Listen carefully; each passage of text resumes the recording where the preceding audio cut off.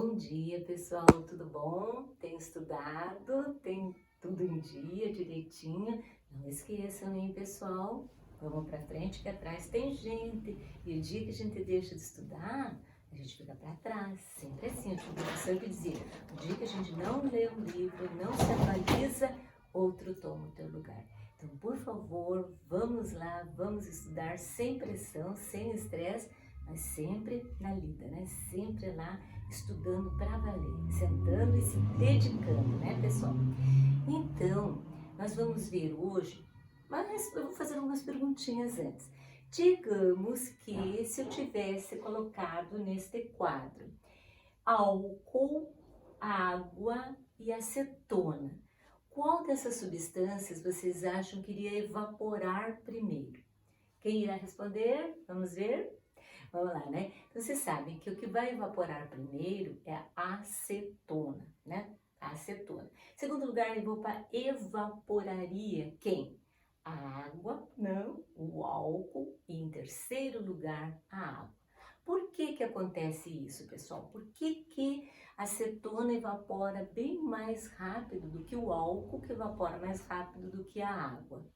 Por quê? Então, nós vamos ter essas respostas na aulinha de hoje, bem como por que a água no seu estado natural é líquida, porque o oxigênio é tão essencial à nossa vida, é gasoso, e por que, por exemplo, o açúcar, né, a glicose, que é como é que a gente fala lá, é, a nossa energia de cada dia, né? Ela é sólida, por exemplo. Por quê? Por que essas diferenças? Então, eu espero que através dessa aula vocês compreendam e possam me responder essas perguntinhas, tá? Então, vamos ver, gente, lá. Hoje nós vamos ver as forças ou interações intermoleculares. Mas para que vocês possam entender essa aula, é bom que vocês deem uma olhadinha lá na geometria molecular, moléculas diatômicas que são lineares, com 3 átomos são angular em V ou linear. Tem que olhar bem essa parte que é bastante importante. Por quê? Da geometria molecular a gente tem que ver polaridade das moléculas, né? Na somatória dos momentos dipolares que tinham que dar diferente de zero. Então, moléculas que a soma vetorial dava igual a zero eram moléculas apolares, enquanto que quando a soma dos vetores tem uma resultante, a molécula é polar. Nós vamos dar uma resumidinha disso aí de novo para vocês, tá? Um resuminho, mas foi explicado, eu mandei lá aqueles resumos para vocês, né? Então deem uma olhadinha naquilo lá que é muito importante para que vocês possam entender agora as forças intermoleculares que dependem muito de vocês saberem se as moléculas são polares ou são apolares. E não confundir também com ligação polar e ligação apolar, tá? Bem, gente, então antes de falar em interações ou forças intermoleculares, a gente vai falar sobre interações interatômicas. O que é interatômicas? Então aqui a gente já pode ter uma ideia, né? Interatômicas, quer dizer, interátomo, entre os átomos. Quais são as interações que existem entre átomos? Então vocês sabem que todos os átomos, para ficarem igual ou ter uma configuração semelhante a um gás nobre, fazem as ligações químicas, né? Dentre as quais as mais fortes são as ligações iônicas, né? Ligação iônica forma íons. Ligação iônica que se dá entre quem? Se dá entre um metal mais um ametal, né? Então, elementos da família 1, 2, 3, com elementos da família 5, 6 ou 7 formam ligações iônicas, onde os compostos formados são todos sólidos na temperatura ambiente, tem altos pontos de fusão e ebulição, vocês já conhecem bem isso, né? Quando um metal se liga com outro não metal, a ligação é iônica e o composto é um sólido cristalino, altos pontos de fusão e também de ebulição. Bem, e nós temos a ligação metálica, que é entre metal mais metal, que são também ligações fortes, ligações entre átomos de um metal com outro metal. Né? Por exemplo, você tem um pedacinho de sódio, um pedacinho de ferro, um pedacinho de alumínio. É a interação atômica, a ligação metálica entre milhões de átomos, né, de ferro, milhões de átomos de alumínio. Também é uma ligação muito forte, e todos os metais são sólidos na temperatura ambiente, com exceção do nosso amiguinho Mercúrio, que todo mundo já sabe isso, né? E a ligação, finalmente, o quê, né? Que é lá, vamos fazer uma sociedade de compartilhar e os nossos orbitais vamos interpenetrar. Então, na ligação molecular ou covalente, que ocorre entre quem? A metal mais a metal, né? A metal com a metal, ou hidrogênio com a metal, ou hidrogênio com hidrogênio. Bem, isso você já conhece, né? Já sabem bem. Na ligação iônica, formam-se íons. Quem doa elétrons fica positivo, quem recebe elétrons fica negativo, como no cloreto de sódio, por exemplo, né? Esses íons estão presentes já. Então, são altamente polares. Toda ligação iônica é polar, né? Já na ligação molecular ou covalente, quando átomos iguais compartilham elétrons, né? Quando átomos iguais compartilham elétrons, nós temos as ligações covalentes o quê? Apolares, porque não forma polo. Os elétrons estão sendo distribuídos igualmente entre os dois átomos, porque eles não têm nenhuma diferença de eletronegatividade, né? Então, hidrogênio, as moléculas de oxigênio. Então, essas ligações aqui são apolares, sempre que átomos iguais ou átomos que apresentam a mesma eletronegatividade compartilhem elétrons, a ligação é covalente ou molecular apolar, não forma-se polo positivo nem negativo, ninguém ganha, ninguém perde. Né? Então, e se eu quebrar essa ligação, cada átomo ficará com o elétron que já era seu antes de ter sido feita a ligação, né? Agora, nós temos também moléculas polares, vocês já sabem, por exemplo, né? O ácido clorídrico, o cloreto de hidrogênio, ácido clorídrico quando está em solução aquosa, né? Que é um ácido forte, está vendo aqui o quê? Compartilhamento de elétrons. Porém, esse compartilhamento não é igualitário, né, pessoal? O cloro, vocês sabem, é muito mais eletronegativo do que o hidrogênio, né? A eletronegatividade do hidrogênio é 2,1, do cloro, se não me engano, é 3. Então, é uma grande diferença de eletronegatividade, 0,9, se não me engano, isso não precisa decorar não, tá? E os elétrons, então, se deslocam para o átomo mais eletronegativo, no caso, o cloro. Então, forma-se aqui uma região de alta densidade eletrônica, criando aqui um polo, então, negativo, e aqui um polo positivo. Então, essa é uma ligação covalente polar, porque há diferença de eletronegatividade entre os átomos ligantes. Tudo isso já foi falado, só para a gente dar uma recordada. Não esqueçam, porém, que às vezes a ligação química é polar, mas a molécula como um todo resulta apolar, como é o caso aqui, por exemplo, do nosso dióxido de carbono, né? O CO2, o dióxido de carbono. O que acontece com o dióxido de carbono? Então, o que tem aqui? O carbono e o oxigênio têm uma grande diferença de eletronegatividade, né? Claro que o oxigênio, lembram lá da sequência de eletronegatividade? Gente, é muito importante. Eu até cometi, não que eu cometi um erro, é que existem várias tabelinhas de eletronegatividade, eu tinha me baseado numa tabelinha mais, acho que mais antiga, não sei, mas que está diferente daquela que tem na apostila de vocês. Mas enfim, a sequência de eletronegatividade é qual? Qual lá, gente? Então, fui ontem no clube, briguei, com o Ivo, que saiu correndo, pelado. Então, aqui a gente tem que lembrar o seguinte, o flúor tem eletronegatividade 4, cara, mais eletronegativo da tabela periódica, além de ser um átomo pequeno, né? Então, o núcleo está muito próximo dos elétrons da camada de valência, então ele é um átomo que atrai os elétrons fortemente. Então, o flúor tem eletronegatividade maior que o oxigênio, que tem eletronegatividade maior que o nitrogênio. O nitrogênio é igual à eletronegatividade que o cloro.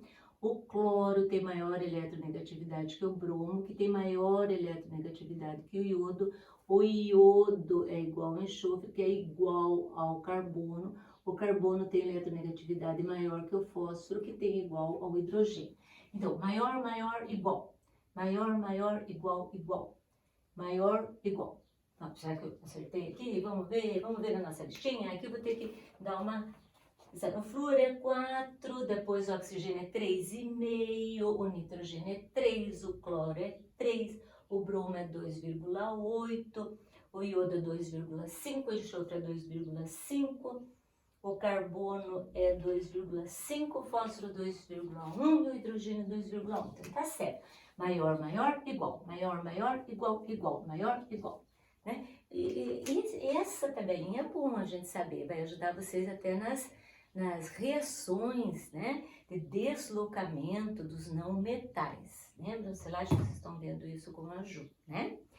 Bem, então, gente, aqui há uma diferença de eletronegatividade entre o carbono e o oxigênio, assim, bem, né, considerável.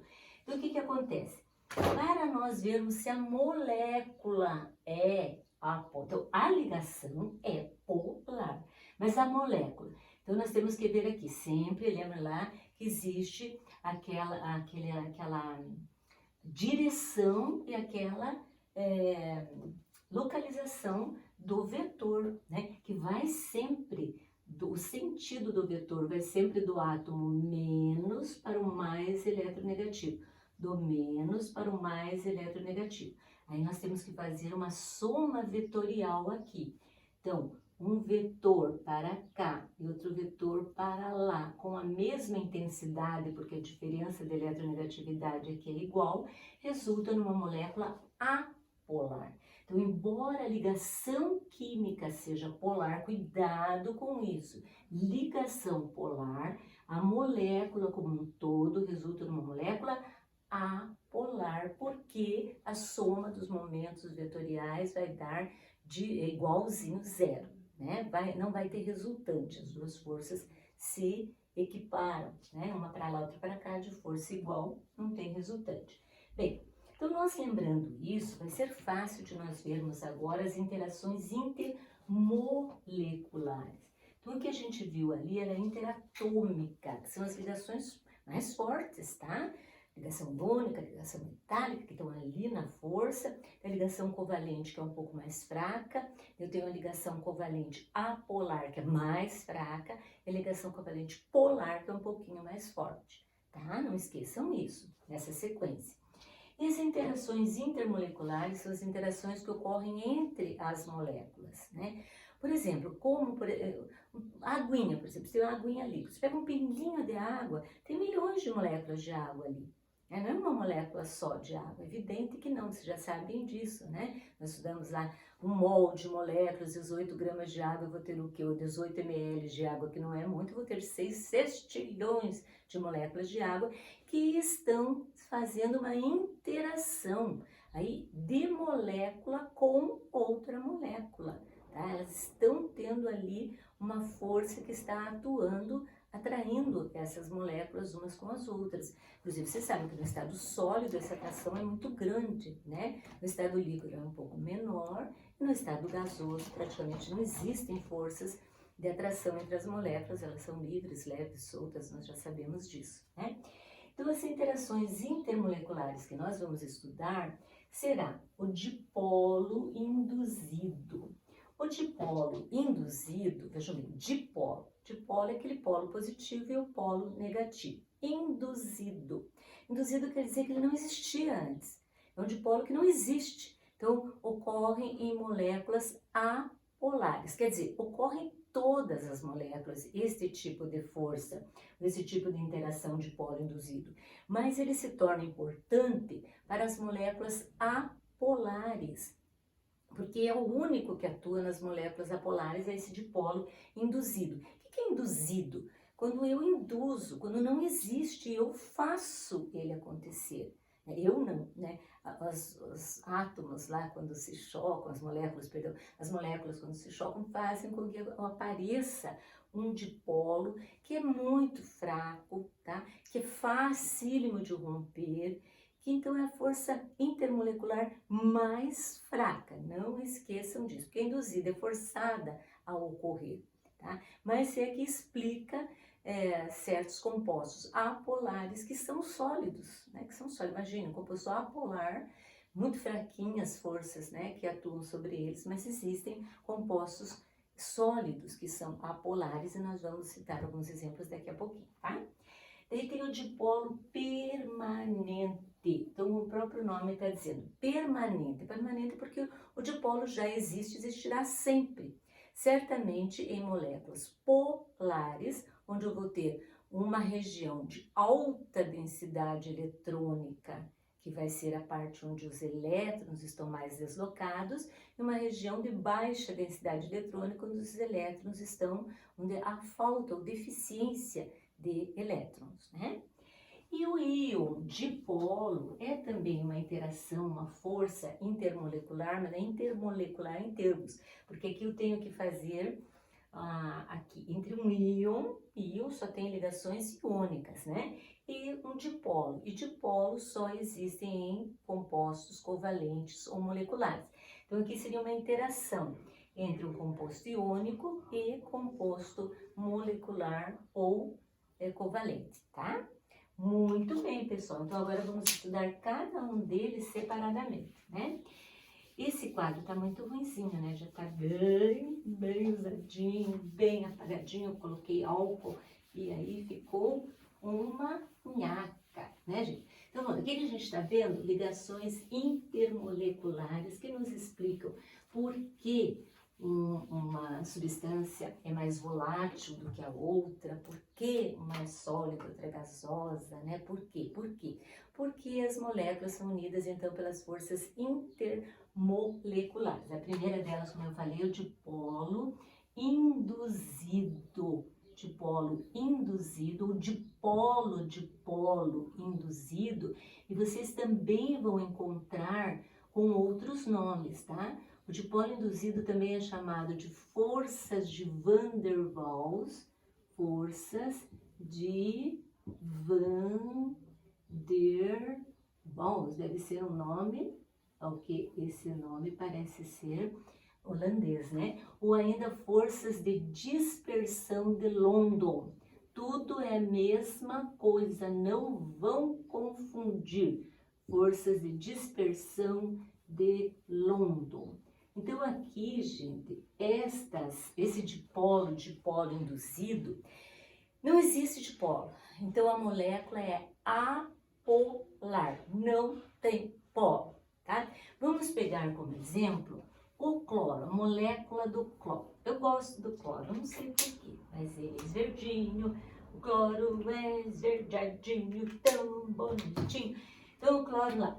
O cloro, vamos dizer que tem aqui uma molécula, mas eu queria uma caneta preta, que parece melhor, né? Então, o cloro ligadinho com uma ligação covalente com outro cloro. Estão compartilhando os elétrons de maneira igualitária, o que é meu é teu, o que é teu é meu, e nesse caso, realmente, não tem diferença de eletronegatividade, cada um atrai os elétrons da mesma maneira. Porém, vamos desenhar aqui a molécula, digamos, de cloro. Vocês sabem que, o que acontece? Então, tem o núcleo, eletrosfera, o que tem na eletrosfera? Elétrons.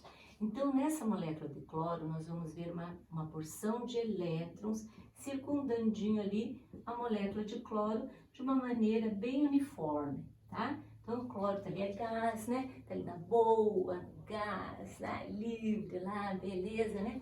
E aqui, digamos, tá, que tem uma outra molécula de cloro. Claro que tem milhões de moléculas de cloro, né, gente?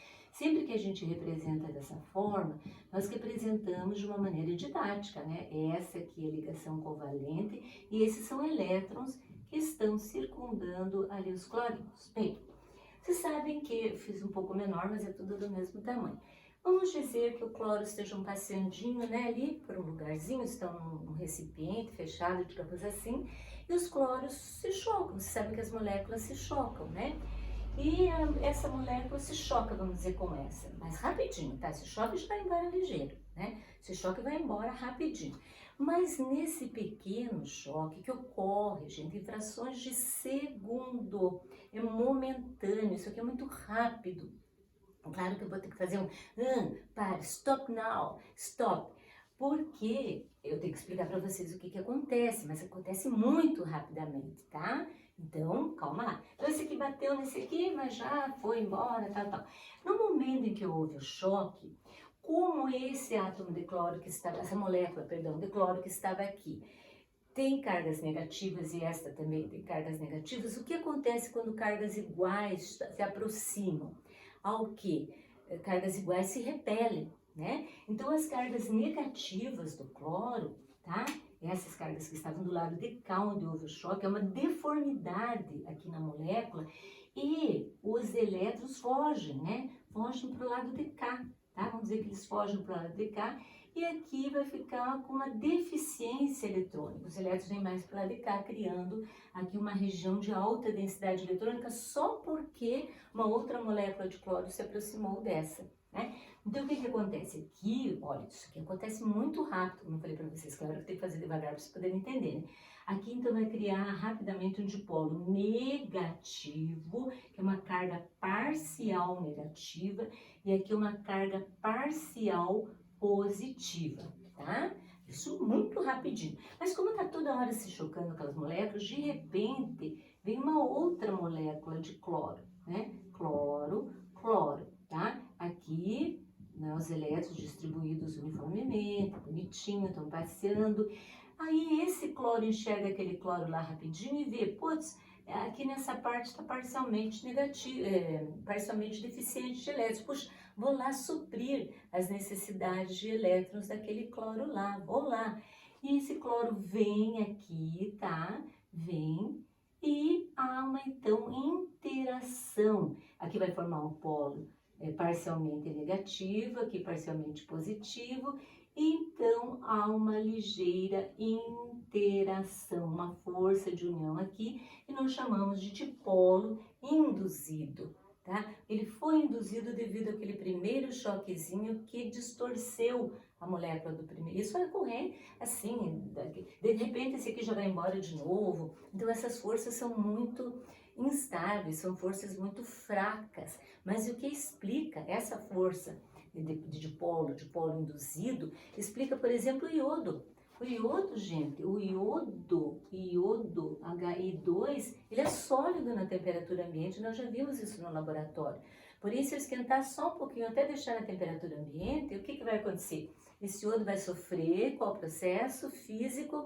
Sublimação. Ele vai passar direto para o estado gasoso, porque as forças que unem o iodo, como o iodo é uma molécula apolar, né, por ter igual aqui, a diferença dele é a negatividade, serem átomos iguais, então a força que une os iodos são muito fraquinhas, então elas desaparecem, são fáceis de quebrar, são fáceis de romper. Então o iodo passa loguinho para o estado gasoso. Mesma coisa o gelo seco, que é, quem é o gelo seco? Gelo seco nada mais é do que o dióxido de carbono sólido, né, gente? Então ele está no estado sólido e imediatamente passa para o estado gasoso, também sofre sublimação assim rapidinho. Por quê? Porque as forças que unem as moléculas de dióxido de carbono por serem apolares, né, pelo dióxido ser apolar, são forças que nós chamamos de dipolo induzido, fraquinha, tá? Então, induzida, forçada a acontecer. Não esqueçam, dipolo induzido é aquele que ocorre, então, em moléculas apolares, tá? E ocorre nas outras moléculas também, porque todas as moléculas vão se chocar e formar esse dipolo induzido, mas ela é a única força que atua nas moléculas unicamente apolares, tá? Muito bem. Agora, a gente vai falar sobre o dipolo permanente. Polo permanente, como eu já disse para vocês, é aquele que existe, já existe, tá? Dipolo, oh meu Deus, já começou. Dipolo permanente. Então, permanente é porque ele já existe. Permanente. Então, já existe, já tem o dipolo, né? Ou, por exemplo, vamos dizer lá, vou pegar tudo com cloro, né? Ácido clorídrico, cloreto e hidrogênio. Então, nós já vimos lá que o ácido clorídrico, o cloreto e hidrogênio faz uma ligação covalente polar. O cloro, por ser mais eletronegativo, puxa os elétrons para o lado dele, formando aqui uma carga parcial negativa e uma carga parcial positiva. Por que parcial, professora? Porque carga verdadeira só acontece em compostos iônicos. Então aqui, embora os elétrons pertençam ao hidrogênio, como o cloro está puxando eles com mais força, os elétrons se deslocam para o cloro. E se quebrar a molécula, os elétrons vão todos para o cloro e o hidrogênio fica sem. Mas se quebrar, daí o hidrogênio fica positivo mesmo e o cloro negativo mesmo. Mas por enquanto, os dois ainda têm a posse dos elétrons. É aquela história que eu já falei 1000 vezes para vocês, né? Enquanto tá junto, meu amor, meu amor, meu amor. Separou, meus amores, né? Meu bem junto. Meus bens quando separa. Por isso não pode separar, tem que estar sempre juntinho. Escolher bem para nunca ter que separar, né? Então aí, vamos ver aqui. Então agora você tem uma outra molécula de HCl. HCl, uma porção de HCl. O que acontece? Então aqui será um polo positivo, polo negativo, polo positivo, polo negativo, polo positivo, polo negativo. Então o polo negativo atrai o polo positivo. Então o cloro atrai o hidrogênio atrai o cloro aqui, o cloro atrai o hidrogênio ali, esse cloro atrai o hidrogênio ali. Então essas ligações aqui são ligações intermoleculares. Uma molécula está sendo atraída pela outra molécula. Neste caso, como já existe o polo positivo e negativo, nós chamamos de polo permanente, que vai acontecer em todas as moléculas polares, com exceção, que nós já vamos ver, quando o hidrogênio se liga a uns caras extremamente eletronegativos. Quando o nosso amigo hidrogênio, que está aqui, se liga com ou o flúor, o hidrogênio é 2,1 a eletronegatividade, o flúor é 4. O oxigênio é 3,5, se não me engano, não precisa saber decor, tá? E o nitrogênio parece que é 3,1. É igual o cloro. Por que o cloro não entra aqui? Porque o cloro é um átomo maior, tá? Então aqui é diferença de eletronegatividade grande e além de tudo ainda são átomos pequenos, né? O flúor é o primeiro da família 7A, o oxigênio os 7 porquinhos, o primeiro da família 6 dados calcogênios, e o nitrogênio, nossos professores assumiram ser bem bichos, o primeiro da família 5A. Então, o que acontece aqui? Aqui nós temos a famosa, que antigamente era ponte de hidrogênio, mas a ponte caiu. Agora a gente só fala em ligação de hidrogênio, tá? Ligação de hidrogênio. Nesta ligação de hidrogênio são as forças mais fortes, tá? É mais forte a interação, mais forte do que o dipolo permanente, bem mais forte do que o dipolo induzido, que é a mais fraquinha, que ocorre entre moléculas apolares. Então, o que acontece aqui? Quando você tem a H, o flúor, né, HF. Eu não lembro, agora, tem uma musiquinha, tem uma musiquinha aqui que eu lembrei agora, para vocês nunca mais esquecerem, tá? A ligação de hidrogênio é mais forte a interação. Como esse hidrogênio se ligar ao FON, compostos que apresentam essa interação, tem altos pontos de fusão e ebulição. São as mais difíceis de serem quebradas, por isso são as mais fortes. Então, como é que é? A ponte, não é ponte de hidrogênio. A ligação de hidrogênio é mais forte a interação. Ocorre se o hidrogênio se ligar ao FON, compostos que apresentam essa interação, tem altos pontos de fusão e ebulição. Então não esqueçam, FON. com hidrogênio, ligação de hidrogênio, ligações fortes. E os compostos que apresentam, quanto mais forte essa ligação intermolecular, maiores os pontos de fusão e de ebulição, tá? O álcool apresenta ligação de hidrogênio, a água apresenta ligação de hidrogênio, veja bem, HF, né? É um caso especial, na verdade, de dipolo permanente. É um dipolo permanente, só que com uma força maior. Então, polo positivo, polo negativo, polo positivo, polo negativo, polo negativo, polo, hidrogênio, polo positivo, né? Polo negativo, polo positivo, certo? Então, o que acontece? Aqui a interação, né? Esse hidrogênio vai lidar com o flúor liga com o hidrogênio, esse flúor liga com esse hidrogênio, e assim por diante. Enfim, essas ligações são fortes porque a grande diferença de eletronegatividade permite isso. Então, aqui nós temos o ácido fluorídrico, nós temos quem?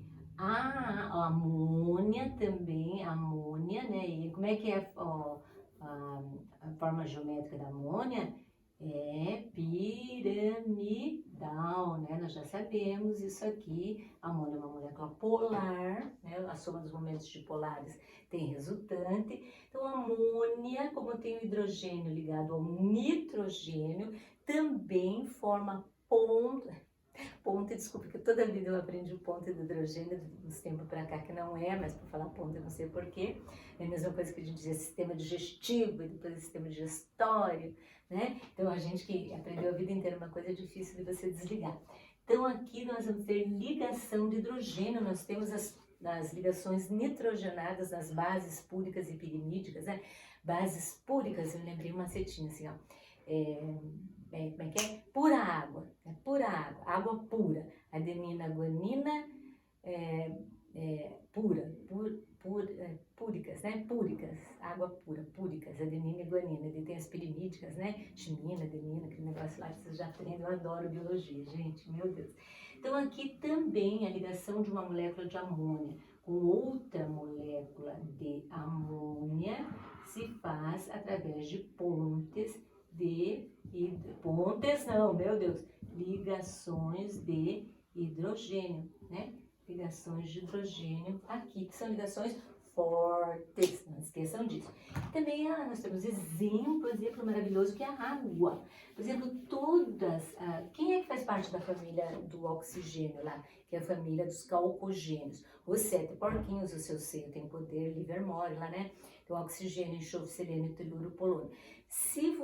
Somente o oxigênio é líquido naquela família quando lida com a água, aqui, ó. Então, o oxigênio com a aguinha, né? Com o hidrogênio, forma o quê? Ligação de hidrogênio, é angular, né? Angular em V, a fórmula da água. Então, ela se liga lá com outra aguinha através de ligações de hidrogênio. Tá?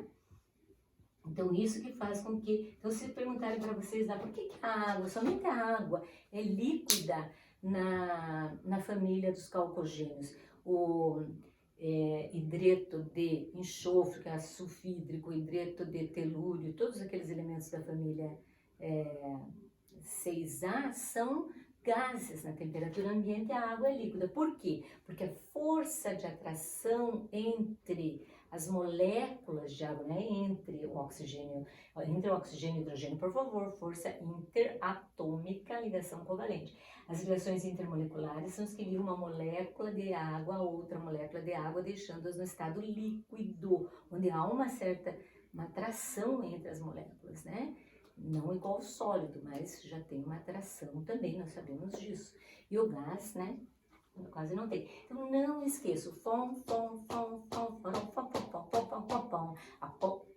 a ligação de hidrogênio é mais forte a interação.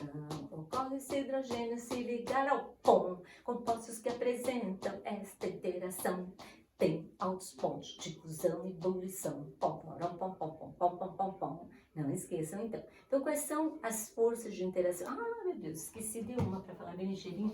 Por isso que o tempo passa rápido e eu acabo dando aula. Se não der tempo de terminar essa aula, vocês assistem depois, que amanhã eu vou procurar fazer uma aula mais restrita um pouquinho, tá? E tem a outra, por exemplo, tenho lá, que é a interação íon polar, né? Íon polar. Que é assim, por exemplo, tem o cloreto de sódio. O cloreto de sódio é um composto iônico, né? Nós sabemos que o sódio é positivo porque deu elétrons para o cloro, que é negativo. Porém, como eles estão juntos, né? Nós dizemos que é uma molécula neutra quando eles estão juntos, porque a carga positiva e negativa acabam se neutralizando, né? Quando eu coloco o cloreto de sódio na água, lembra que eu falei lá, o sódio casa com o cloro até que a água o separe, né? O que acontece? Coloco na água, o que acontece? O sódio, que é positivo, ele fica circundado pelo polo negativo da água, que é o oxigênio, né? Também aqui não é uma carga real, cargas, como a gente fala, relativas, cargas assim, né? H, são polos negativos, são cargas aparentes. OH, tá? Então, a parte negativa da água, que é representada pelo oxigênio, vem lá e, no sódio, vai puxando o sódio, separando do clorinho, que é negativo, e a parte, então, com o polo positivo da água, que é representada pelos hidrogênios, polo positivo, polo, carga parcial positiva. Então, aqui, H, O, H. Então, nós dizemos que isso acontece com compostos iônicos quando são dissolvidos em solventes polares. Não esqueçam que semelhante dissolve semelhante, né? Então a água é polar, o cloreto de sódio é polar, claro, porque é um composto iônico. Então aqui nós chamamos de uma interação íon polar. Né? Então, de um composto iônico com um solvente, no caso a água, polar. Também é uma força forte, tá? Então, das forças que nós estudamos, gente, quais são as forças mais fortes? Como é que as forças mais fortes, primeiro, as interações mais fortes são as ligações químicas. Então, a ligação química mais forte, a gente pode dizer que está ali emparelhadinho a ligação iônica e metálica, ligação forte, interatômica. Daí vem a ligação covalente polar, daí vem a ligação covalente. Depois eu vou mandar para vocês escritinho, que nem eu mandei esses últimos dias, né? E eu quero que vocês digam se vocês querem isso ou não. Ligação covalente apolar. Daí vem as interações intermoleculares, que é molécula com moléculas, para ficarem no estado ou líquido ou sólido, né? Que então serão em ordem decrescente. A mais forte fica também ali, íon dipolo. Depois vem o que? Vem a ligação de hidrogênio, que é bastante forte. Depois vem o dipolo permanente. E a mais fraquinha, a mais fácil de quebrar, vem a ser a dipolo induzido, tá? Por isso, então, o iodo sublima, ele nem passa para o estado líquido, ele já sublima direto, porque essa força é facinho de cortar, né? De romper essas forças de dipolo induzido, tá? Por isso, quem é que tem maior ponto de ebulição? Vai ter maior ponto de ebulição o que apresentar força de interação intermolecular maior. Por exemplo, quando eu tenho assim, olha, tenho aguinha, né, no estado líquido, então, a água, vamos por lá, água, H-O-H, aqui, O-H-H,